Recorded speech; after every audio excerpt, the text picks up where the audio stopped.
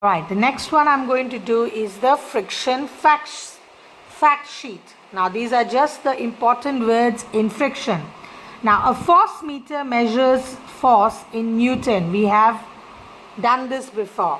A mass of 100 grams will exert a force of 1 Newton. Alright, so all you have to remember in this is that the unit of measure of force is newtons, and the machine for measuring force is called a force meter. You have to only remember these two facts. Alright, now the next one is important. When we rub our hands together, the warmth we feel because of friction. Both air resistance and water resistance are also type of frictions. Now these two terms are important. Air resistance and water resistance. What are these two things? Highlight these two.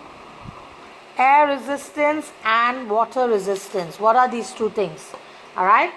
The force that pushes against us when we are swimming is called water resistance. Now, all of you, or rather most of you, do swimming in school. So when you're swimming, you can feel the water. It's like a force.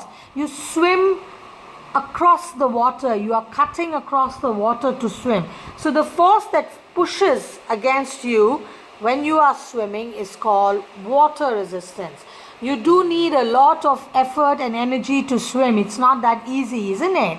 So when we are swimming, we are actually moving our arms and our legs to push against the force that is in the water. So that is called water resistance.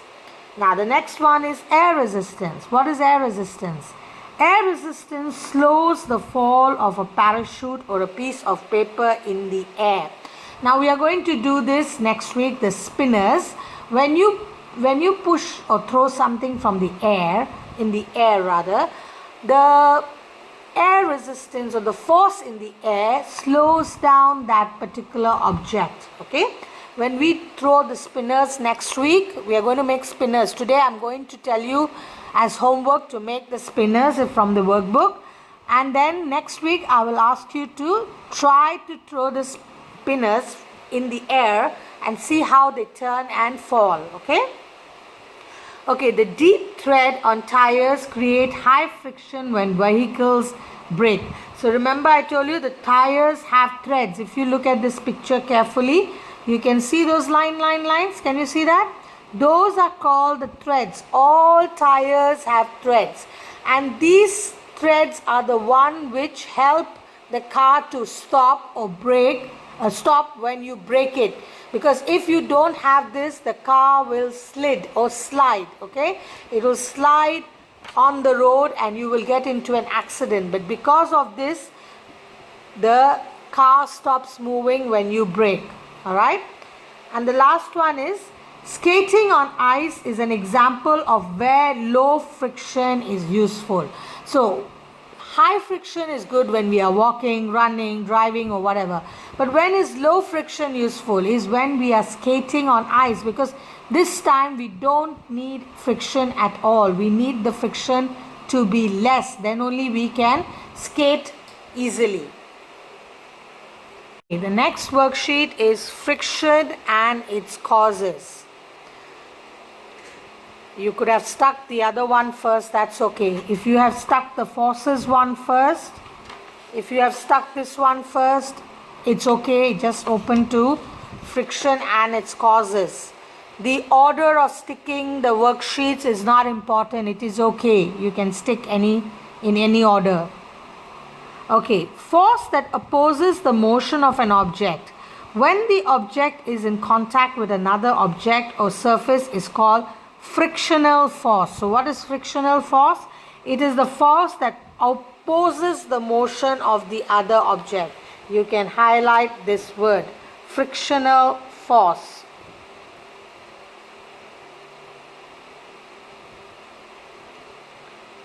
So what does it do? It slows down or stops the motion of an object. That's what we have been reading so far. What is friction? It is the force that slows down moving objects. Now, what are the examples of friction in our daily life? A ball rolling down the floor stops after some time due to friction. friction. So when you roll the ball on the floor, you can try it out. It will stop after a while because of friction. Large force is required to move a heavy box across friction. Opposes the motion. Once the applied force is greater than the frictional force, the object moves. So when you push a large thing across the floor, a heavy box like in this case, it's the friction which will stop it. But if the force that you use to push the box is more than the frictional force, then the box will move. Alright? Now, what are the causes of friction? Friction is caused by the irregularities on the two surfaces in contact. Highlight this statement, please. Friction is caused by the irregularities. What does irregularities mean? Irregularities mean the unevenness. Means when the surface is not even, not smooth, then friction is caused. Irregularities means unevenness. That means the surface is not smooth. Irregularities on two surfaces lock into one another. When an attempt is made to move any surface, a larger force needs to be applied to overcome this interlocking. Now, you remember on Monday we read about it. All surfaces, even though they look smooth, they are not smooth. They do have some rough edges to it or rough lines to it. So this is called the irregularities in a surface. Alright. So when these interlock, when two surfaces get the irregularities interlock, you need a bigger force to move the object. Okay. Now, rough surfaces, what do they have? They have large number of asperities or irregularities. Don't worry about this word. You just remember irregularities. Frictional force is great. Force applied to move an object has to be greater. Alright, in the case of rough surfaces. In the case of smooth surfaces, larger number of very minute irregularities, frictional force is less and very little force needs to be applied to move an object. So these are the differences in rough and smooth surfaces. Even your normal floor is a rough surface. Okay? Alright, now I'm going to do the other one, the other sheet, which is force. Alright? What is a force? Now we have been talking about this. A push or a pull on an object is called a force. Force comes into play due to interaction. An interaction of an object with another result in force between the two objects. Now, car being pushed by a man, a girl pulling a chair. So force is push or pull, okay, of an object. Now, what are the effects of a force? It can change the state of rest or motion of body. That means a force can change the state of motion of a tire, making it move faster. Box at rest moves due to force. Alright. So that's what force can do. It can change the state of rest or motion. Alright. It can also change the size or shape of the body.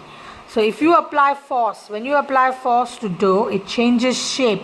Now, when mummy makes chapati or something, even cake, when you apply force to the dough, then it changes the shape of the dough. Okay? Oh, when force changes the size of the rubber band. Now, remember the rubber band I had last time? It changes the size of the rubber band when you apply force. I'm going to show it to you. So when you apply force, I'm going to apply force to this rubber band, the size and the shape will change. Okay, you remember? Alright.